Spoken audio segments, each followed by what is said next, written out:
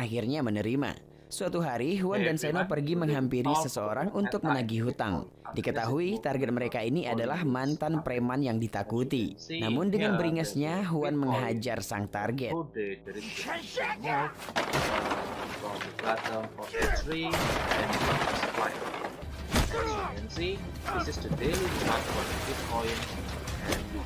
Lalu memberikan uang yang didapat kepada Sangha. Tentu saja itu membuat bos Sangha senang melihat kinerja Huan.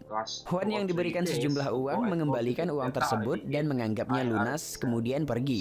Namun bos Sangha yang tertarik dengan Huan menahannya dan mengajaknya untuk bergabung di perusahaannya.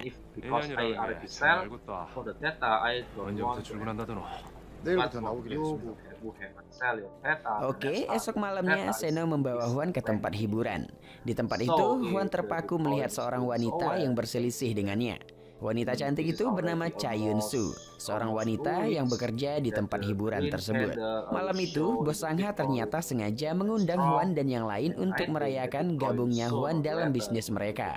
Hari berikutnya, Huan dengan muka datarnya melakukan tugasnya menempelkan stiker pinjaman mudah tanpa syarat dan cair cepat di setiap pintu toilet bersama Seno.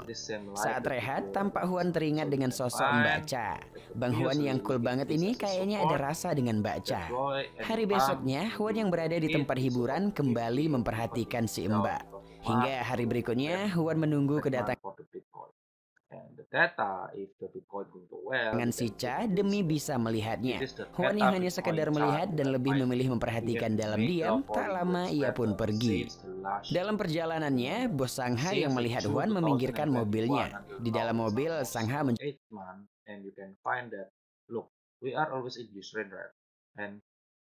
jelaskan kepada Huan, tidak ada rasa simpati dalam bisnis kita.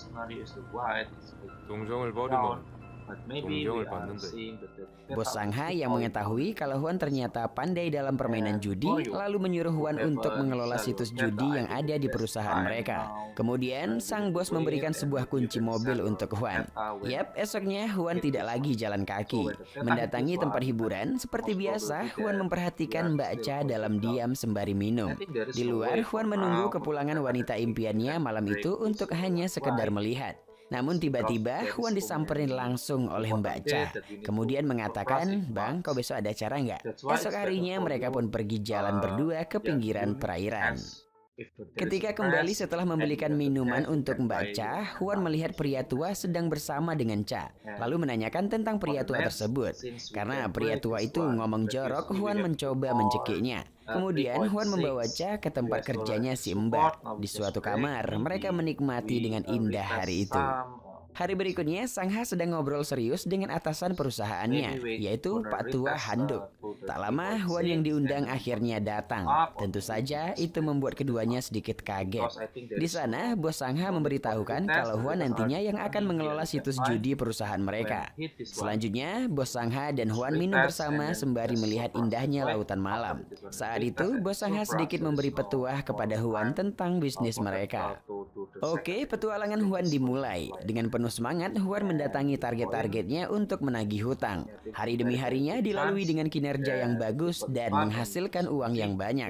Huan juga merubah gayanya yang urak-urakan menjadi Huan yang menawan. Selain semakin dekat dengan Mbak Cha yang cantik, bisnis mereka yang berhasil juga sedang membangun sebuah gedung.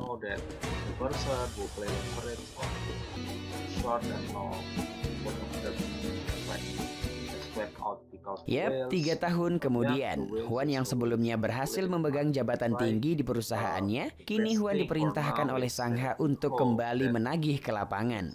Karena bisnis yang dijalani mereka sebentar lagi akan dilegalkan, sementara terdapat artikel yang segera rilis tentang pertandingan curang yang dilakukan Huan. Dan itu akan berdampak nantinya jika masih Huan selaku ketua. Makanya sang bos tidak mau ambil resiko. Setelahnya, anak buah Sangha yang kesal melaporkan bahwa Huan tidak mau untuk pergi menagih. Sangha kemudian memberi Huan peringatan. Scene berganti. Orang yang ditakuti bos Sangha dan bos Pak Tua Handuk akhirnya bebas dari penjara. Orang itu biasa dipanggil Carter. Sepertinya Carter dan Sangha dulunya mempunyai masalah yang menyebabkan Carter masuk penjara. Ketika bebas, hal itulah yang ditakutkan Sangha. Karena Carter tipikal manusia yang tidak pernah melupakan masa lalunya, alias akan membalaskan dendam. Esok hari, tampak Huan sedang ngobrol dengan bos Pak Tua Handuk. Di saat yang sama, anak buah Sangha melaporkan hal itu. Sangha yang mengetahui hal itu pun mengkhawatirkan Huan, lalu memanggilnya. Yap, mereka pun bertemu di suatu lokasi di pinggiran laut, yang nantinya lahan tersebut akan mereka beli. Di mana Sangha mengatakan, kita tidak perlu sponsor untuk ini. Bisnis dilakukan dengan orang, bukan dengan uang. Mendengar itu, Huan malah berkata, aku butuh sponsor untuk bisa berdiri tegak.